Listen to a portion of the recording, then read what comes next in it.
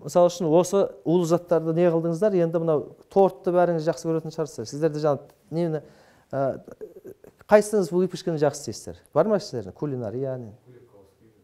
Жоқ, сол сияқты. Үйде кім қайсыңыз жақсы істейсіздер? Үйде ма или иә, пирог болсын. Сіздер істейсіздер ма? Соған не қосасыз енді соны? Оны дайындау үшін. Онға қандай ингредиенттер қосасыз? Разлихитель қосасыз, тұз қосасыз, жарайды, сүт қосасыз, тағы не қосасыз? Жарайды, одан кейін қамырды не қылған кезде, илеген кезде, қамыр жақсы шығу үшін. Оның несін майлы қылу үшін жағында. Қандай май қосасыздар? Маргарин қосады, маргаринге илейді, дұрыс па? Маргаринге қосады. А енді маргарин өте зиянды да. Гидрогенизированный транс жирлар дейді оны. А ол енді баяғыда 1975 жылда дейін, 1975 жылға дейін всесоюзный стандарт болатын, ГОСТ, всесоюзный стандарт. Бүкіл союзда ортақ стандарт болатын. Соны мен архивтен тауып алсам, бір маргариндерді басында халалға өткізіп жүрген кезде бір бауырлас шықты, шошқаның тоғмайын қосылады екен деп. 1975-ге дейін қосылған екен да сол тоғмай, шошқаның. Біз яғни тоғмайды тоңғып, сонымен тамақ істеді, бауырсақтар дәмді болады қазір, ана құйрықты шыжғытып алған кезде сол майға бауырсақ істейтін болса, тоқаш істейтін болса, дәм керемет болады мысалы. Көрдіңіздер ме? А енді ол шошқаныкін қосады екен да, шошқаныкі бір 40 градусқа дейін плюсте холодильникте жата береді екен. 40-қа дейін барады екен, 40-тан бастап ери бастайды екен. А енді мына Түркменстан, Өзбекстан, біздің мына оңтүстік жақта 50-ге дейін шығып кетеді кейде, 55. Енді 45 болып кетеді күн шілденің кезінде, күн ысыған кезде. Енді бұл кішкене бұған холодильник керек болады. Лавкада былай жата бермейді. Сондықтан инженерия, ғылым, білім дамыған кезде 75 жылдары ойлап тапты, мына сұйық майға водородты қосып жіберетін болса, гидрогенизированный трансжирлер, кәдімгі маргарин деген сол кезде пайда болды. А бірақ оның химиялық формуласы біздің мына майлардікі былай болатын болса, былай қарап тұратын болса, оның теріс қарап шығады да былай. Мен қазір оны жазып, уақыттарыңызды, миларыңызды ашпай, химик емессіздер ғой сіздер қазір. Оның формуласын не қылатын. Сонда табиғатта жоқ дүние пайда болды да, табиғатта жоқ дүние пайда болды. Ол енді не істеп жатыр оны? Сіздер бағанағы пирог істеп жатсыңыздар, самсадыны соны слоеный қылып шығару үшін соны қосасыздар маргаринді.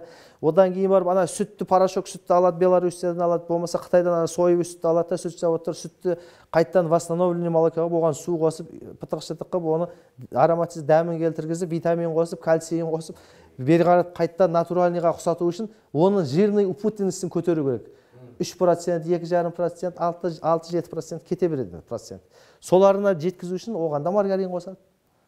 Одан торттарыңызға маргарин қосады, кремін жеп қалсаң ана уақыт дейсің маргарин жерге келіп тұрады. Сол қосылмаған жері жоқ. Шоколадтарға қосылады, балдар жеп жатыр, кішкентай балдар. Бәр жерде маргарин қосып тастаған. Содан кейін ол маргариннің барлығы біздің мынау асқазанымыз арқылы қорытылатын шекке барған кезде біздің организміміз оны танымайды. Формуласы теріс қарап тұр ғой. Ол табиғи нәрсе емес, ол бұрын соңында атадан балаға келіп жатқан табиғи тамақ емес, оны танымайды да. Сіз танитын адамдарыңызды кіргізіңіз ғой қазір осы лекцияға. Танымайтын адам келіп қалса, далбасалап есік жауып қоясыз ғой, кетер дейсің. Сол сияқты организм. Оны енді өткізіп жібереді, не істеді оны? Бауырға өткізіп жібереді. Бауыр фильтр, бауырдан қанға өткізіп жібереді де, қанда жүре берсін, бізге керек емес ол зат дейді. Қан арқылы ол сүзгі қара бауыр дейді ғой сізді, қара жігер дейді ма, бауыр дейді. Сол бауырда, бұл бауыр фильтрі, қанның бүкіл несін, улы затын болсын, майлы, қанға түскен май болсын, бәрін өзіне ала береді. Тазартып отырады. Бірақ өз-өзін тазартамайды да. Одан кейін оны ешқандай трансплантацияда оны ауыстырамайды. Бүйректі ауыстырады, жүректі ауыстыру мүмкін, бауырды ауыстырамайды. Енді сол бауырға бағана маргарин жайлап жинала бастайды. Ақырындап жинала бастайды да, бірінші сатысында маргарин тамақ жылдар өтіп жатыр, маргарин жеп жатыр адамдар, бәрі дұрыс, қарын тойды. Рама жеді 90-шы жылдар бәрі, сары майдың орнына. Сиыр сауға ерінді. Щедрый лето жеді, щедрый болып жүрек деп. Сол сияқтылар жеді. Бірінші гипотез болады.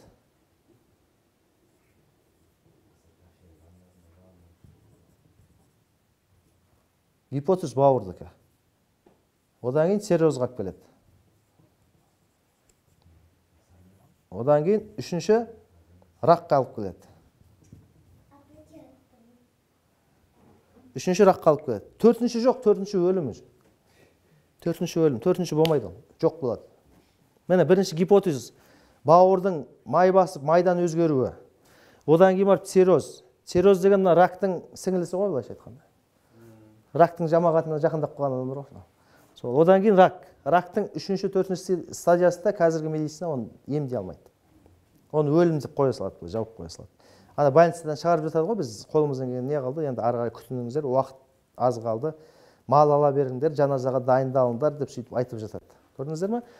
Енді осы бір ғана бауырға келетін маргариннің зиянын айтып отырмын мен. Бұл бауырға ғана мына. Бауыр, БП деп қойыңыз, печень дейді ғой орысшасы. Бауыр, печеннің бір ғана печенге зияны ол. Екінші, біздің жүрегімізге тромба алып келеді, жүрекке тромба. Жүректің қалталарында ұйыған қандар толып қалады. Оны операцияға алып жатады оны.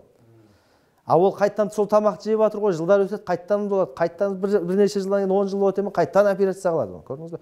Сөйтіп жүрген кезде адамның жүрегі операциядан шыдамай, наркоздарға шыдамай, байғұс әлсіреп қалады. Еркек адамдар семьясын бағамайтындай үйде отырып қалады, коляскаға таңылып қалып жатады, болмаса өліп те кетіп жатқандарды көріп жатсыздар жүректен. Одан кейін қан тамырлардың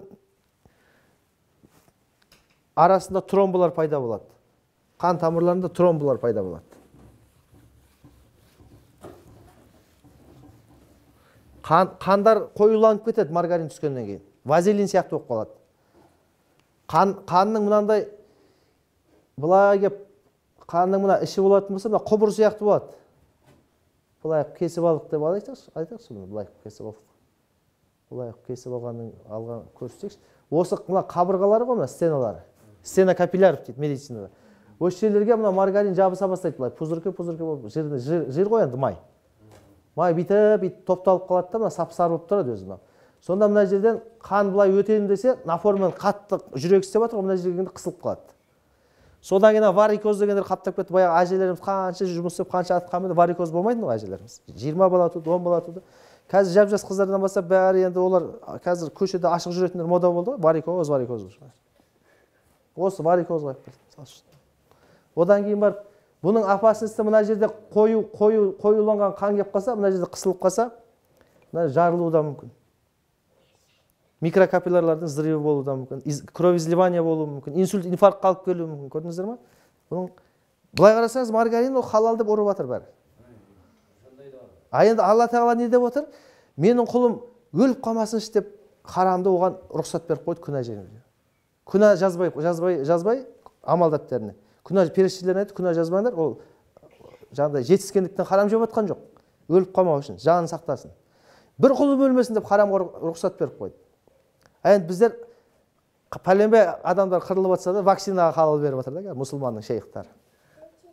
Көрдіңіз бе? Ол затта ол вакцинадан ішіндегі бір шошқадан өліп жатқан жоқ. Шошқа жеген адам өлмейді, өлсе орыстар қырылатын еді ғой Украинадан. Иә?